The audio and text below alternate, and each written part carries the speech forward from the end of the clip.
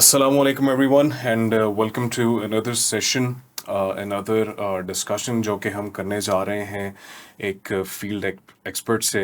ये जो हमारा प्रोग्रामिंग होती है इसके अंदर हम लोग डिफरेंट फील्ड एक्सपर्ट्स को अपने प्रोग्राम के ऊपर बुलाते हैं और कुछ ऐसी गुफ्तगू करने की कोशिश करते हैं जिससे आप लोग को भी फ़ायदा पहुंच सके, आप लोगों की नॉलेज में इजाफा हो और हमारी भी।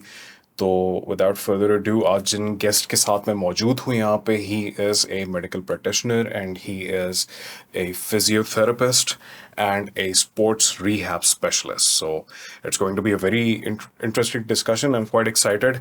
So without further ado, let's welcome our guest, Dr. Haseeb. Sir, welcome to the show. Thank you, sir. Thank you. How are you? I'm well, thank you very much. Acha, sir, so without any delay in this discussion that we're about to have, first of all, तो आप ज़रा थोड़ा सा नाज़रीन के लिए तारुफ करा दीजिए अपना कि आप बेसिकली, मैंने कुछ जो बेसिक सा मैं करा सकता था वो मैंने करा दिया, but in order to really know what this discussion is going to be about, आप ज़रा थोड़ा सा एनलाइटन कीजिए हमें। ठीक है। डॉक्टर हसीब मेरा नाम है और I am a physiotherapist by profession और आई स्पेशलाइज इन स्पोर्ट्स रिहैब। ठीक है। Wonderful, तो wonderful. बाकी ये है कि मैं डील करता हूँ डिफरेंट वैराइटीज़ ऑफ इश्यूज़ के साथ, पेशेंट्स के साथ, बट मोस्टली जो मेरा स्ट्रॉन्ग पॉइंट है वो स्पोर्ट्स रिहैब होता है। That's wonderful जी। एंड दिस इज ऑफ्टन मतलब क्योंकि पाकिस्तान वैसे भी like it's so full of like young people, तो इट्स समथिंग जो कि बड़ा लाइक मुफीद होगा हमारी ख़ास तौर पे उस ऑडियंस के लिए जो कि स्पोर्ट्स वगैरह में काफ़ी engaged. And I can proudly से कि हमारी कंट्री में काफ़ी सारे ऐसे लोग हैं जो कि बड़ा स्पोर्ट्स की तरफ जिनका रुझान है।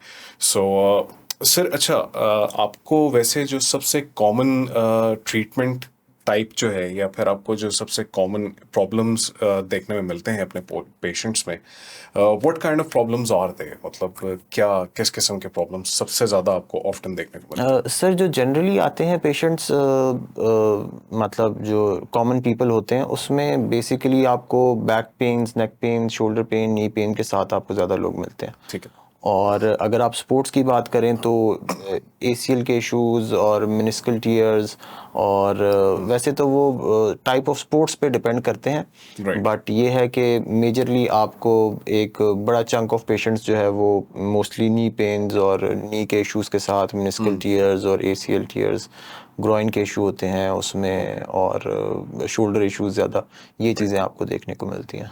अंडरस्टूड। और ज़्यादातर आपको जो देखने में मिलते हैं लाइक पेशेंट्स वगैरह, since I am not very well versed in this field, तो pardon my crude terminology here, but जो ज़्यादातर पेशेंट्स आपके पास आते हैं वो लाइक किस तरह के होते हैं? Is it sort of a lifestyle issue जो कि वो जिससे डील कर रहे होते हैं, या फिर कोई वो इंजरीज के थ्रू होता है? Like what kind of patients do you deal with often? अच्छा, आपने सर बड़ा अच्छा सवाल किया।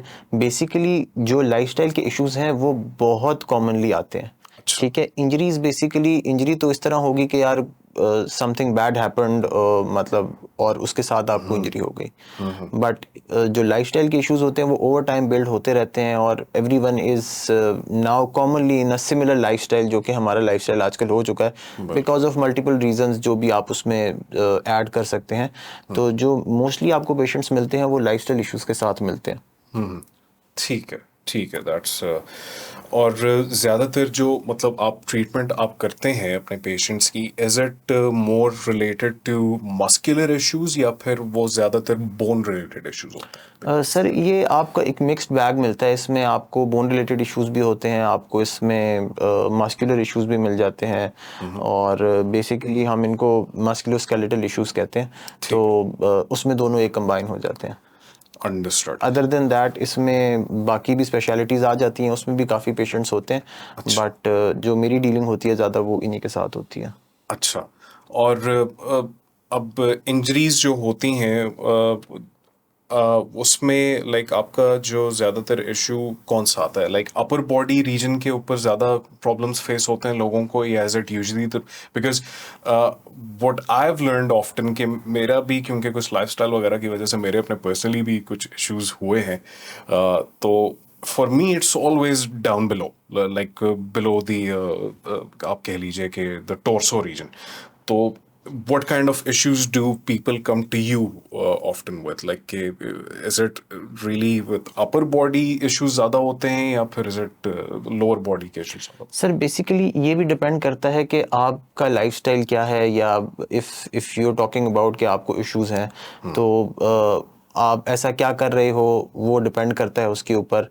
और समटाइम्स आपको लोअर बॉडी में भी मिल जाते हैं, आपको अपर बॉडी में भी मिल जाते हैं. वो इस पे डिपेंड नहीं करता, वो ज़्यादा डिपेंड करता है कि यार आप क्या कर रहे हो, क्या करते हुए आपको इंजरीज हो गई हैं. और वैसे भी इंजरीज जो हैं वो एक बड़ा वास्ट सा टर्म है, तो अगर आप उसको थोड़ा सा कंसाइज करोगे तो उसमें ये होता है कि यार फिर हमारे लिए बेटर अंडरस्टैंडिंग हो जाती है इसकी कि यार इशू क्या है. बट मोस्टली आपको अपर बॉडी लोअर बॉडी हर जगह पे इंजरीज वगैरह मिल जाती हैं. So like it's a 50-50 distribution. 50-50 होता है, बट उसमें भी there are lot of variables जो कि आप देखते हो ना उसमें, बट मोस्टली ये है कि आपको 50-50 ही मिलता है. और बाकी इसके लिए अब इस पे मैं अपना एक नेक्स्ट जो सॉर्ट ऑफ कंपाउंड करूँगा क्वेश्चन, वो ये कि आपके पास मतलब एक तो चलें like to begin with often जो है ना, लाइक किसी को कोई पेन वगैरह फील होता है, कोई प्रॉब्लम डेवलप करते हैं तो वो आपके पास फॉर द फर्स्ट टाइम आ रहे होते हैं. ऑफ्टन मुझे ये बताइएगा कि कुछ बहुत सारे पेशेंट्स ऐसे होते हैं जो कि कुछ अरसा तो वो ठीक रहते हैं मगर फिर उनको दोबारा आना पड़ जाता है. सो what might be the reasons behind that, कि ऐसा क्या वजह हो सकती है कि दोबारा? बिल्कुल ये क्वेश्चन आपका अच्छा है. इसमें बेसिकली समटाइम्स ब्लेम हमें भी किया जाता है कि यार मैं कम्प्लीटली क्योर नहीं हुआ और मुझे वापस आना पड़ रहा है. बट देखें सर, इसमें ना एक चीज़ है, मैं हमेशा ये कहता हूँ कि जो मेजॉरिटी ऑफ पॉपुलेशन है वो ये चीज़ें फॉलो नहीं करती. जो हम उसको बताते हैं कि you have to do this और आपने इसको फॉलो करना है रिलीजियसली, तो जब हम ये कहते हैं तो हम एक एक्सपीरियंस के साथ, एक नॉलेज के साथ ये बात कर रहे हैं. वी आर नॉट सेइंग कि यार ये कर लो, ऐसे कर लो. तो हम एक नॉलेज बेस के साथ, एक एक्सपीरियंस के साथ ये बात करते हैं कि यार you have to do this और आपको ये लाइफस्टाइल चेंज करना है और you have to get out of this loop जिसमें आप हो और ये सारी चीज़ें ना. तो when people don't follow all these things तो फिर उसके बाद obviously they have to come back. सही. और मेजॉरिटी ऑफ पेशेंट्स इसी वजह से आते हैं कि यार when they go back they are going to a same lifestyle. और उसमें मैं उनको भी कभी ब्लेम नहीं करता, because sometime that is how life is, आपको करना पड़ता है. इंटरेस्टिंग. हाँ बिल्कुल. बट मेरा जो मेजर वो होता है फोकस, वो दैट इज कि यार आप अपने लिए दिन में वक्त निकालो. If you are not taking out time for yourself अभी, तो फिर लेटर ऑन आपको इंजरी की सूरत में वो टाइम निकालना पड़ेगा. और व्हेन यू आर सफरिंग, तो अगर आपको पेन है, आई एम श्योर आपको कोई इशू हुआ होगा, इफ नॉट तो उसमें एक मेजर फैक्टर आपके स्ट्रेस का भी आ जाता है कि whenever you are in pain तो आपकी बॉडी जो है वो अंडर स्ट्रेस होती है. तो जब आप अंडर स्ट्रेस होते हो आपकी प्रोडक्टिविटी भी कम होती है. ये वैसे मेरा मैसेज है जितने भी जो ऐसे लोग हैं जिनकी ऑफिस जॉब्स हैं, सिटिंग जॉब्स हैं और वर्कलोड ज़्यादा होता है, ओवर टाइम उनको करना पड़ता है. तो उसमें यही है कि आप अगर उस टाइम पे फोकस नहीं कर रहे हो अपने ऊपर, तो आपको फिर वो एक लंबी लीव लेनी पड़ेगी बिकॉज ऑफ इंजरी या because of any issue you are having. तो उसमें फिर ये है कि यार one stitch at a time saves 9, तो आप उसको उस टाइम पे कैटर करो, तो that is I guess a lot better for yourself and for ये है कि आपको फ्यूचर में फिर इशू भी नहीं होगा and you taking out time for yourself. तो आप ऑब्वियसली जब आप व्हेन यू एक्सरसाइज और जब आप अपनी रूटीन से थोड़ा हटते हो तो it always takes those stress levels down ना. इंटरेस्टिंग. बिल्कुल, आई 100% एग्री. बट उसके साथ ही मैं एक बड़ा इंटरेस्टिंग एक सॉर्ट ऑफ बड़ा इम्पोर्टेंट पॉइंट है जो कि मैं रेस करना चाहूँगा कि ऑफ्टन लोगों को जो फर्स्ट टाइम भी आते हैं उनको मतलब डू यू थिंक दैट हम लोग जो है ना काफ़ी लेट हो जाते हैं in terms of diagnosing the issue और वो फिर हमारे लिए एक परमानेंट प्रॉब्लम बन जाता है लाइफ के अंदर? सर ये भी आपका बहुत अच्छा क्वेश्चन है.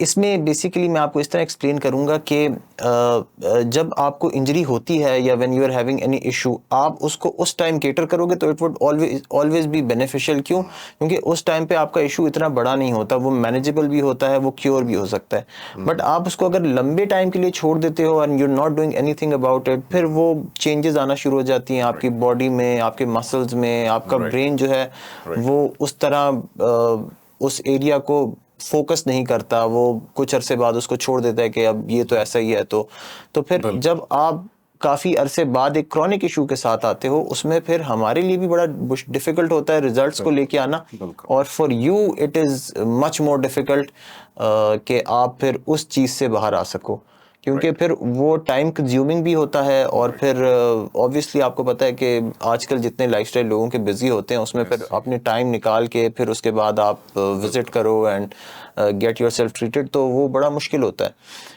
एंड आई इमेजिन ज्यादातर आप लोग के पास ऐसे ही लोग आते होंगे कि बस हाँ, बहुत देर हो चुकी है, मेजॉरिटी इसी तरह आती है कि यार लेट हो जाए। बट हमारी हमेशा यही कोशिश होती है कि यार हम अपना 100% दें और पेशेंट को एजुकेट करें। देखें सर, बेसिकली सारी जो बात होती है वो एजुकेशन की होती है। The first part of our treatment is prevention, ठीक है। मसला ये है कि प्रिवेंशन पे वो फोकस नहीं किया जाता, वो फोकस दिया नहीं जाता, क्योंकि ऑब्वियसली वो रीच भी नहीं है, अवेयरनेस भी नहीं है, पता भी नहीं है। और इससे एक और भी बात करेंगे, लेकिन वो आगे मैं करूंगा। तो इसी तरह जब आप प्रिवेंशन पे काम नहीं कर रहे हो तो ऑब्वियसली फिर लोगों को इश्यूज तो होंगे। और जब एक पेशेंट ट्रीट हो गया, वो ठीक हो गया, ठीक है, तो फिर आप स्टेज 1 पे दोबारा आ जाते हो कि अब आपने प्रिवेंट करना है इसको दोबारा होने से। तो आप उस पेशेंट को एजुकेट करोगे, वो जाके अपनी फैमिली को एजुकेट करेगा, वो अपनी सराउंडिंग्स को एजुकेट करेगा, तो इस तरह एक आपकी रीच बनती है।